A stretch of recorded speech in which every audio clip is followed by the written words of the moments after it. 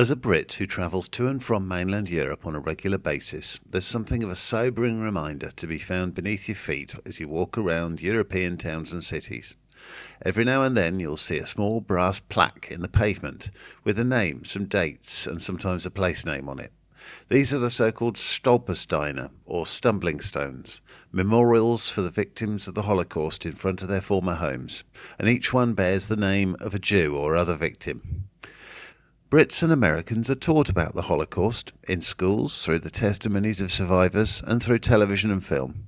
Many of us had grandparents who fought or otherwise served in the Second World War, and among those were a significant number who saw its effects for themselves. But it didn't happen at home in the UK or America, so for those of us born long after it happened, it still remains difficult to comprehend. In considering the people whose names appear on those stumbling stones, the horror of it all becomes far more immediate than it does when watching a historical documentary. It happened here, on this quiet street in a prosperous town. This is not the place of horror far to the east, which we've been taught to associate with the Holocaust. By the time the Nazis rounded up their victims, it was far too late for anyone in Germany or the occupied countries to protest. And of those courageous people who did take action to save Jews from capture, many were themselves caught and sent to their deaths. The question that's probably in the minds of most people when struggling to comprehend the Holocaust is this: how could it have happened? The answer doesn't come in the final act of the victims being rounded up and exterminated, but years earlier, in the relentless Nazi propaganda which polarised an entire population to see Jews as subhuman, but also in the refusal of so many people to understand what was happening. The message from the numbers of Jewish refugees sounding the alarm bells throughout the 1930s was largely ignored, because people preferred instead to believe that it couldn't be that bad. You're left wondering, how many of the victims of the Holocaust could have been saved had the countries outside Germany done more about the plight of German Jews in the 1930s?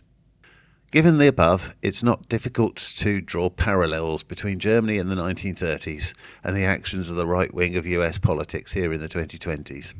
The demonisation of transgender people in right-wing American media has been ceaseless, and the legislative programme of Republican state lawmakers has demonstrated their resolve to wipe us out in their territories.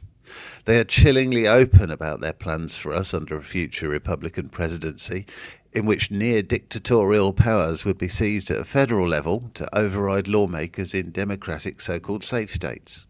Meanwhile, as in the 1930s, those not directly involved, either within America or in other countries, choose to ignore the plight of American transgender people, either because they don't believe it will happen that way or because they simply don't care. So this is why we're sounding the alarm for trans Americans. There's no magic time machine with which we can go back to 1931 and warn about the Holocaust, but there is still time for transgender Americans to get out. When this is all over, we would prefer not to carry the guilt of having stood idly by while it was all happening.